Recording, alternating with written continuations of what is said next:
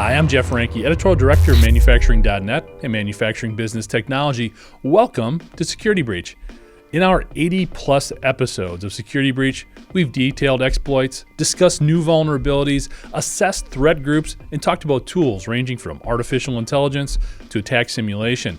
But what continues to surprise me is that regardless of how complex the attack, or how organized the hacker, or how advanced the tools and tactics being used are, the security solution usually lies in very fundamental practices. The blocking and tackling of cybersecurity, or what one guest on the show recently described as the unsexy work of cybersecurity, continues to be the most important. So while you might think you already know about segmentation strategies, framework development, asset visibility, or enhanced access controls, it's these things that get overlooked and then exploited by hackers. Remember, Colonial Pipeline was the result of old credentials. So was a recent Boeing hack. And more recently, residential and commercial building control supplier Johnson Controls was the victim of a $50 million ransomware attack that emanated from out-of-date encryption on billing software. Once inside, hackers were able to snake their way to 27 terabytes of sensitive data that resulted in a huge section of the company's IT infrastructure completely being shut down. It's the evolution of these little things that our guest for today's show likes to emphasize in helping to keep the OT environment secure. With that in mind, we're pleased to welcome Brian Deken, Commercial Manager of Cybersecurity Services at Rockwell Automation, to the show. So, hey, Brian, thanks so much for joining us here on Security Breach. Really appreciate you taking the time. Just to kind of kick things off, leveraging your experience with the industrial control systems, and we've seen a lot of this getting more and more attention lately, especially with all the water treatment facilities that came out with the PLC hack and some other things along that line late last year. Really be interested to get your take on what are you seeing as some of the bigger areas of vulnerabilities that you guys are coming across and working with customers throughout the industrial sector? Yeah, thanks again for having us here, Jeff. It's a broad spectrum. There are customers on every end of this journey, just getting their hands around the number of vulnerabilities that you have in this environment. You mentioned water and critical infrastructure. That the aging infrastructure that exists in those environments poses its own challenge, and the fact that the people that want to attack that environment for a number of reasons can find the vulnerabilities and get into those systems. So what we're seeing is that there has to be this awareness, and there's this visibility and the need for visibility. And from there, you can start to make decisions. Once you understand your attack surface and the entire threat landscape, that's where we're able to start to have better and deeper conversations with our customers and think about what to go do next. And that's really what everyone's asking. They're not asking, what are my vulnerabilities? They're saying, what am I going to do about my vulnerabilities? And then once you have the exposure to the visibility and awareness around the vulnerabilities, then you start making the plans from there. What do you think is driving a lot of that? And it's a great point. We hear that a lot too on the show. What's driving that? At least now there's a recognition of, I know what I don't know, and I need to know more about things I don't know about. Is that just coming across because there have been more high-profile attacks lately? Is this just sort of a natural next step in the whole IoT phase, or what's the thought there? Yeah, that's an interesting question, because I think there's, like, anytime anything gets momentum, it's usually a great number of things. The news and the news cycles certainly heighten and raise awareness. The world today, war in Ukraine, right? Iran, Iraq, China, Syria. The names keep on going, and so when that's a daily occurrence, that's awareness. The other part of this is there's been a reason to digitally transform for a while. IT/OT convergence, digital transformation. The world is flat with Ethernet now. The idea that you can make decisions from your phone while you're on vacation, regarding your operation, is not necessarily new, but the idea of taking advantage of it has exploded. And in doing that, that's raised and heightened awareness. The idea that we've gotten more secure in other areas has certainly raised the awareness. My capabilities to defend my environment and become greater. You don't hear and see much of this in the banking industry anymore.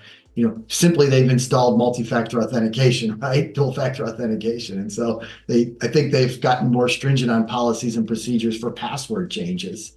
So there are these things. The other part of this is the government is now involved, specifically here in North America, in Europe with standards like NIST, to the recognition that NIST and the awareness of NIST and the evolution of NIST to NIST 2.0 and governance within, but regulations that stem around disclosure. If you're a publicly held company, as of the middle of December, that recently, you have 72 hours to disclose whether or not you've had a cyber incident. And so investor awareness, board level awareness, fiduciary responsibility, you couple awareness with government interaction, with the news cycles, it brings it top of mind very quickly. No, you bring up a ton of great points there. I want to circle back on a couple of them. The last one you're talking about, there's much more regulatory involvement, especially in Europe. We're seeing it now really on the financial element, like you talked about with a lot of the SEC rulings. I'd like to get your opinion here. Some people are saying we don't want as much government involvement. Other people are feeling it's necessary and vital in order to really hold people accountable. What's your take there? Is there a sweet spot in terms of the level of government involvement? I almost feel like you're going to have some level of government involvement. It depends on how far we want to go, right?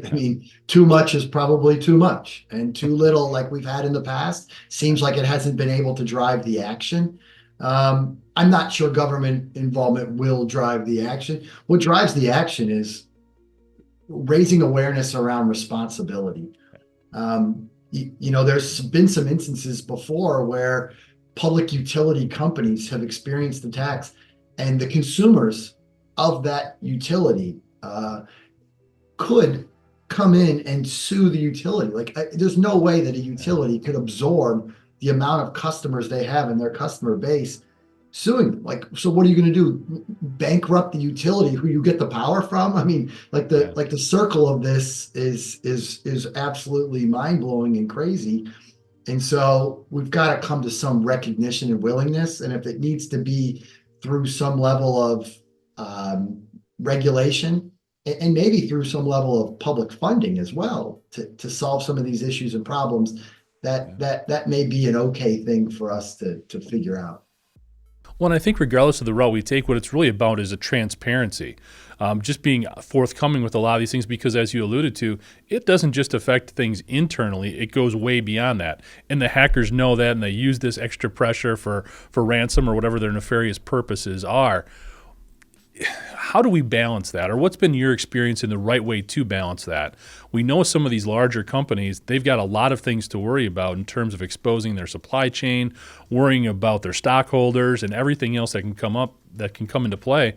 But they also have a responsibility as a good corporate citizen to say, this is what happened to us. Here's how we want to make sure it doesn't happen to anybody else.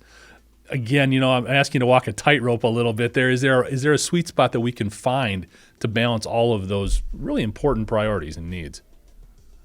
Yeah, I don't know if we've been able to find the sweet spot just yet, Jeff. It's what I do know is customers of ours in many, many different sectors, the public sector, critical infrastructure, manufacturing sectors, no matter what sector it may be, those who have taken a level of action and paid a level of detail to being vigilant around securing their environment and their operation have been successful. Yeah. I'm not going to say that cyber criminals are lazy by any means. They're well funded in most regard. They're ahead. They are ahead of any defender, and any given attacker in any given environment can be successful. Nobody is completely foolproof and has all of the answers, but we've also not made it very difficult. And that's what I mean by some of the change in the sector and coming into the manufacturing environment now. I think most of the people who have been good at this, ransomware gangs, cyber criminals, nation states, whoever it may be, found that it became extremely difficult to try to get into the finance world here. right? Finance has done this. The IT side of the world has done this to a large degree. You can come into the IT side, move into the OT side, and have your way, so to speak. Yeah. And so I think it's a matter of doing just a little bit more, and maybe that's not what we've all taken steps to go do yet, is that little bit more. I'm talking about some of these things that don't cost any money, changing passwords. Like, we ship our material from Rockwell Automation, and so does every other vendor, with a default password. And I can't tell you how many times we've asked customers right in front of them, do you still use the default password, and have you changed it yet? Yeah. Well, that was the Boeing hack, right? Basically, a lot of default passwords that were still left in place from a supplier. It wasn't even Boeing directly. So it's crazy how those little things can just kill you. Just dormant user accounts. I mean, there's Yeah. numerous acts of just almost sheer blatancy of just, what is our responsibility and policy and procedure. But I get it. When we work in an operational environment, we're worried about the operation, and the skills gap is real. Jeff will probably get to this as well, but this skills gap around who in an OT environment can do this, right? We have electrical engineers, mechanical engineers, process engineers, maintenance people, operations people running factory operations, running the critical infrastructure operations, and they're not cybersecurity professionals. They have to be skilled up in cybersecurity, and again, that's an awareness thing just as much as anything else. Okay, let's go right into that, talking about that definite gap we have in terms of the OT security specialist. You mentioned a lot of things we try to borrow from IT. By now we know it's not a cut and paste. You can't do that. So what have you seen be successful? Is it going outside the organization? Is it training from within? We've talked to a lot of people who found a great resource in former military personnel. What have you experienced in terms of trying to just get some of that OT experience in-house? Yeah, it's probably just about everything. A lot of folks are going to have to solve the problem the same way that IT solves this problem, managed services, right? That's been a big bright spot for us. The folks who we work with, have lots and lots of different options and choices who they work with from their managed services providers.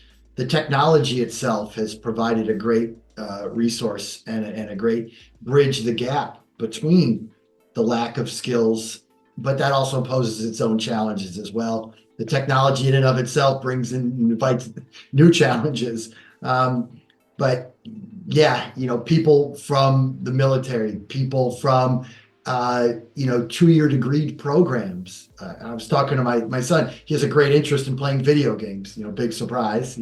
My kid plays video games, but look, he understands. He's taking programming classes in school.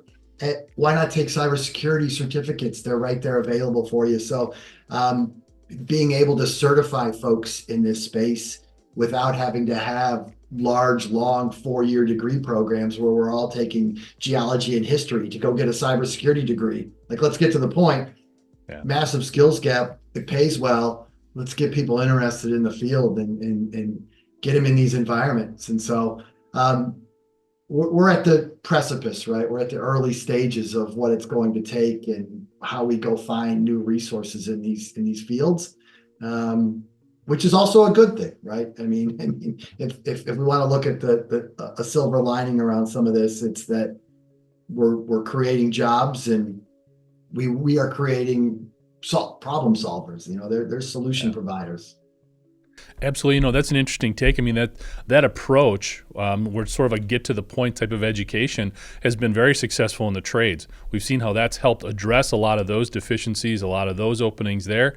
Applying that to cybersecurity might be a great way to go, especially when you look at sort of the dynamic or the demographics of a lot of those who have become very successful in the cybersecurity realm. Very focused on what they're doing from a technology perspective and a problem solving, a little bit of a combative element to them as well. Why not give them the information and let them go? It makes a lot of sense. Real world experience. They can go get plenty of it right away. One of the things, Brian, that I took away from our conversation at Automation Fair are actually the two things that you seem to really prioritize, being segmentation and establishing good frameworks around cybersecurity. Let's be honest, they're not the sexiest, most exciting topics, But you've been very, I mean, they're close to you, and there's something that you reinforced a lot when we were discussing as well in some of the presentations that were going on there.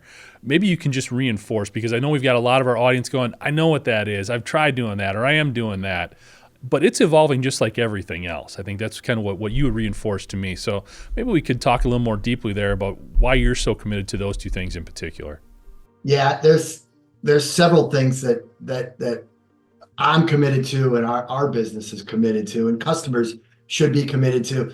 The reason we're committed to it is because it's a combination, and it's a combining of standards and frameworks. No matter if it's NIST 2.0, NIS 2 in EMEA, others, it could be a very specific ask from a very specific sector. There's pipeline directives, right, for critical infrastructure. And you can go down into the 3.2.4.1.a section or whatever it may be, right? And it's going to say something. It's going to say, to me, one of four things usually. It's going to say, segment your networks. It's going to say, identify your asset base and the vulnerabilities and prioritize them. It's going to say, you need real-time threat detection because your asset base is constantly changing. The vulnerabilities are constantly evolving. The complexity of the threats are constantly changing. So you need some type of real-time threat intel. And it's going to say, it's not a matter of if, it's a matter of when you need a respond and recover plan. So the four pillars, table stakes, whatever you want to call it, segmentation fits squarely into that conversation. And the evolving segmentation, when we look here in North America and even globally at standards like IEC 62443, it's now evolved into IEC 62443 and recently -3-3. And you're talking about areas that you may not be able to segment and areas that you may not be able to patch and you may not be able to even see in real time. And how do you mitigate those risks? What are the other factors you can use? Strategies like defense in depth come into play. So it's this combining of frameworks, standards, practices. NIST 2.0, I applaud the evolution of it around governance. Governance has to exist everywhere, and especially the idea that policy and procedure exists. And what are you going to do and how are you going to do it is a great way to approach your cybersecurity plan and your risk mitigation plans. So the segmentation piece, again, like you said, not necessarily sexy, and identifying crown jewel assets and patch management programs have to play into that. And again, it comes back to a tool set to identify your priority around your segmentation approach. But we've visited with a great many number of customers. Oh, I've got that handled. We have an IDMZ in place. Purdue model, layer 3.5 IDMZ. I'm sure you do, but something still happens. Something still happened. What was it? It might have been, did you use best in use? Did you use best in class? How were you able to successfully implement? Gartner uses a scale going left to right, 60% of organizations and in some awareness visibility phase, 30% in a firefighting phase, only 10% in the integration and optimization. I argue that the 10% that are in the integration and optimization didn't necessarily integrate and optimize. Correct? So you might as well go back to the beginning again. No, 100%, because as you've alluded to a number of times, things are evolving and changing. And that's the biggest part, I think, about that people forget when establishing those frameworks, they need to be updated. When you establish that segmentation strategy, well, how many assets have you added since the last time that was looked at and revised?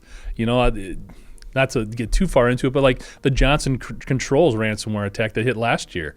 It got in through a billing system. So you do wonder about their segmentation strategy, if they could have curtailed that and cut it off so it didn't get so far into their network. May have been a different dynamic, who knows? Well, something we do know is, there's a far greater number than 50% of OT attacks, ransomwares, incidents come in from the IT side. So that speaks directly to your IDMZ segmentation, layer 3.5, how you separate an IT OT. But there's also an an emerging thought process. I don't think it's new. It's probably been around for a long time, but I think in the conversations I'm having, it's an awareness around the fact that there are lines disappearing. And when you put everything again back on Ethernet, it's a flat world. It's all one network. Even if it's a bunch of different networks, there's hundreds of networks of protocols inside OT environments still today.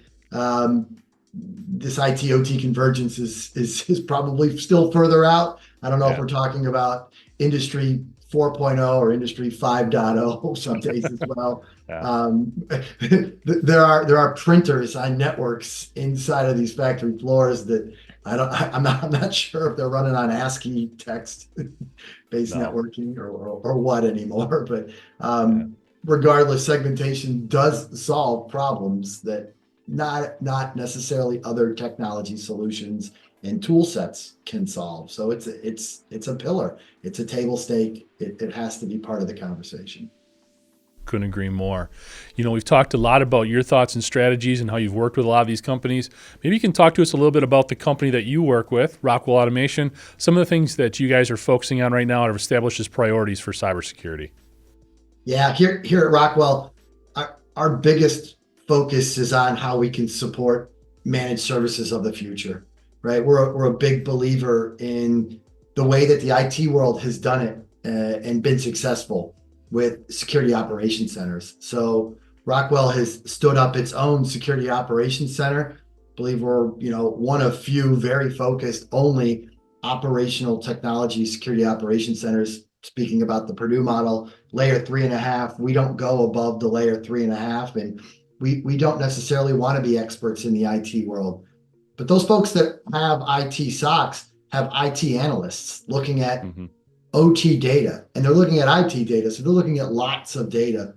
So how we can help customers contextualize that data is what we're looking at. So the number of data sources that we can ingest into our SOC, put that through known technology, SIM and SOAR technology, and then be able to analyze that with an OT lens, have OT expertise on hand in our OT analysts, and provide the playbooks to help our customers reduce a lot of the alert fatigue, a lot of the noise, a lot of the alerts and alarms. We're talking hundreds of thousands of alerts and alarms from sites down into single digits. Those are some of the use cases that we've been able to produce with that. So we have a big focus on making sure that we can ingest data from technology, put it through more technology, but use OT resources to contextualize it. And that's how we can provide very large outcomes in the end. I mean, it's been extremely valuable to work with our customers to understand what they need. And then even more so, this hybrid model, right? It's not necessarily about an IT SOC or an OT SOC. It's probably about both. And that comes back to people, process, technology.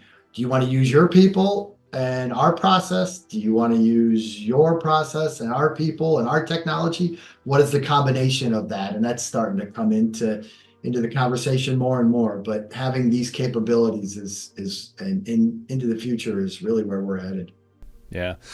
Being at Automation for the last couple of years and seeing sort of those simulated attacks, that exercises that you guys run, pretty impressive and pretty cool to understand the dialogue that goes back and forth, the timeliness of it, the sensitivity of the different alarms and alerts and how they're customized according to the environment was fun to watch. So very cool. Yeah, it was great to have that there. It was a really coordinated effort, as you mentioned, between the technologies and the people and how we would work with our customers. But seeing that live really resonated for a lot of folks. We had upwards of 10,000 customers there. And every time I walked by or was around the Security Operations Center booth, full house, packed crowd. So obviously the interest is there and raising the awareness and bringing that level of visibility to everybody of what it looks like, how it can be done was exciting for everyone to see.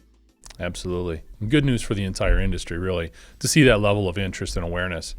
You've brought it up a couple of times, Brian, so I got to ask, when we come to IT and OT, traditionally there's all this talk about breaking down silos, getting everybody to work together, all of that things. We know it's a priority. From your experience, how's the industrial sector doing? Are we getting better? Have strides been made there? Do we still have a long way to go? What's your take? Yeah, Jeff, it's a great question. We probably could have, an hour-long conversation on just this topic alone.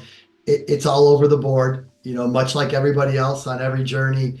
The one thing I do know is the customers who I work with and I have conversations with who have the highest and deepest level of OT cyber maturity and are the most resilient and are considered the most secure, also have the most organized approach between their IT and OT teams. They have the highest level of communications. They're in touch with each other. They understand each other's position and they are working together as often as possible. I've run into certain organizations that even have named their initiatives around their ITOT convergence in organizations, TITO, TITO backwards, OTIT. So when they told me they had a TITO organization, I knew right away that they were working together. Other meetings, you get IT and OT in the room, you're happy to see that level of decision making Yeah. in the same room, but IT sits here on the left hand side and OT sits on the other side, and they shake hands like they've never met each other, and you get a little bit of a chuckle out of that, and Yeah. it's all over the board. It's a must, and I think back to the point around NIST 2.0, governance can help bring some of that decision making together because it's a must. The world is flat, the Ethernet, disappearing lines, Yeah. necessarily not having a 3.5 layer with an IDMZ. You got to make those decisions and make those choices as a team. Yeah, I think one of the big things that IT and OT and bringing them together, I think they need to start understanding the hackers know about this divide too. They know that there's this division and that there's not as much cohesiveness in the way a lot of these networks and endpoint security is put together, which kind of leads into, you mentioned it a little bit in some of your first comments, talking about some of these state-sponsored actors that are really growing now with the conflicts that we see all over the place, maybe especially in Ukraine, especially in Israel right now with everything that's going on. These folks like to call themselves hacktivists in what they're doing. They think they've got a real moral drive behind what they're doing, but they're essentially laying a blueprint for anybody else to attack a lot of these really vulnerable but essentially important systems. We mentioned water treatment, but it's been other stuff too. Is there anything we're learning from a lot of this state-sponsored activity? Or is there been some takeaways where we can see this was done, we've learned from our mistake here, now we're better as a result of it? Anything like that that's come across your radar? Yeah, it as damaging it is for any company to experience an attack. It opens eyes and it creates more awareness. And I've never seen more engagement from a higher level of customers than I've seen right now today. So again, back to some things we've talked about is this combination of the news cycle, the awareness, the fiduciary responsibility, rules, regulation, government involvement. I think it's all coming really to this head around massive amounts of awareness, and it, it's an awakening in a way, and a real attention that I haven't seen before. And this is no longer let my OT department take care of this and get some tools and go figure this out. This is board level stuff. This is the highest it gets. This is real prioritization. This is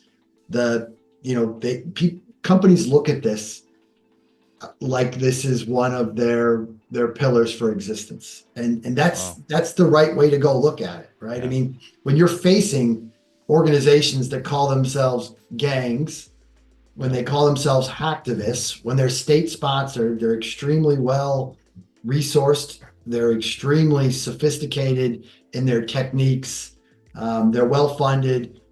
They call it an APT, right? Active persistent threat. It's active, Yeah. it's persistent, and it's a threat. Yeah. And you put a number behind it, APT 28 being fairly well known and famous. It's going to continue to go on and on and on until there's some way to stop that, and it's going to take all of this effort around the combination of things. But the good news is I've seen a very heightened awareness and people taking it very serious about what it's going to take to go solve these problems and put an end to it, or at least make it much more difficult. Yeah. I think that's the key. We want to take away all the low-hanging fruit. And a lot of things you talked about there, those conversations were not taking place 4 years ago in most industrial enterprises. So the fact that it is now is a huge step. Yeah, it's right on the, it's on the doorstep of board members and C-suites, and even if you're a smaller privately held company, you have to take it extremely seriously, because those types of events could be the difference between whether or not you make it and you have a future. If you're a large Fortune 500 company, you could sustain $1 billion, hundreds of millions of dollars, perhaps, in losses. It hurts like hell. I don't want to imagine it. But if you're a small manufacturer, one site, three sites, five sites, whatever it may be, you get hit with a few $1,000,000 of this, that there may not be much of a future. I mean, that could be the difference. Well, I think that's going to become a much more prominent role throughout the supply chain as well. When you look at those big OEs, they're going to look at their tier 1, 2, 3s, not just in terms of their capabilities in providing product, but in keeping all their data secure as well. Because if they go down, they've got to find a new supplier, and who knows how that affects so many other tiers in that supply chain.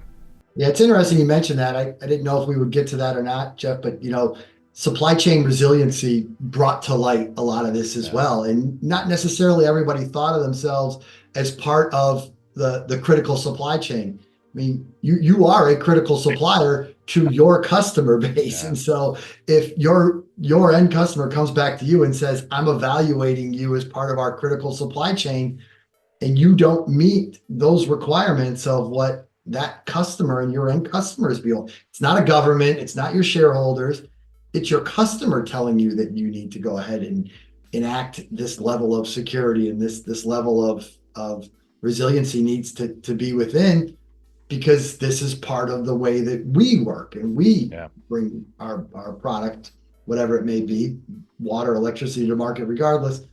That supply chain resiliency is a real thing.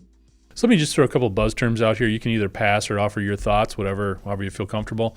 A big one that we talk about cybersecurity and really throughout manufacturing is artificial intelligence and AI.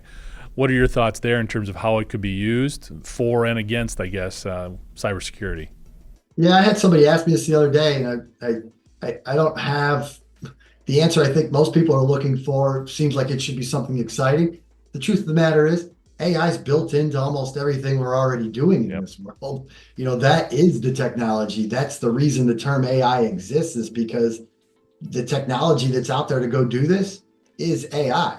Now, how that evolves in the future is what's exciting. I'm not sure of where that sits. I know a lot of the technology partners that we work directly with have their minds on what's capable and how AI is going to make their tools even more best in class in the future. But the good news is that it is already inherent to a lot of the technology that exists in this space. It's actually on the leading edge of AI. It's how AI came to be, part of more of the masses here. Absolutely. Another big topic that's getting a lot of conversation, and I think maybe it might be a little overblown, is people talking about the software bill of materials and SBOMs and how that's sort of impacting cybersecurity measures. What's your take on that one? You must be reading my emails, Jeff. I think I had about 5 different SBOM emails today. I don't know. Rockwell Automation being a manufacturer, and our product security teams take SBOM extremely seriously, right? We have to know and understand who has access to our code and how that's working and where'd that come from, and how do we communicate that to our broader customer base. Look, I'm glad there's awareness around it. That shows another level of security, of heightened security awareness. Like the fact that people are thinking about that. No one asked me that question even a year ago. I had no emails on SBOM a year ago. I had 5 emails on SBOM today. So buzzword, buzz term, but like heightened awareness, how manufacturers going to figure that out. It's going to come back to people, process, technology. What are the tool sets? How do we identify it? How do we work with your suppliers? How do you work with a big, broad range of suppliers if you're an end user, a customer, critical infrastructure sector? It's another challenge. But I know as within our own product group, the way we approach it, with a level of responsibility, and in the fact that our customers are going to ask us and challenge us around it. That's a good thing, because that means we can live up to that level of responsibility that we have as a secure product company as well. Thanks, Brian. And for more information on the work him and his colleagues are up to, you can check them out at rockwellautomation.com. Thank you for joining us today. And to catch up on past episodes, you can go to manufacturing.net, IEN.com, or mbtmag.com. You can also check Security Breach out wherever you get your podcasts, including Apple, Amazon, and Overcast. And if you have a cybersecurity story or topic that you'd like to have us explore on Security Breach, you can reach me at jeff@ien.com. For Brian Deken, I'm Jeff Ranke, and this is Security Breach.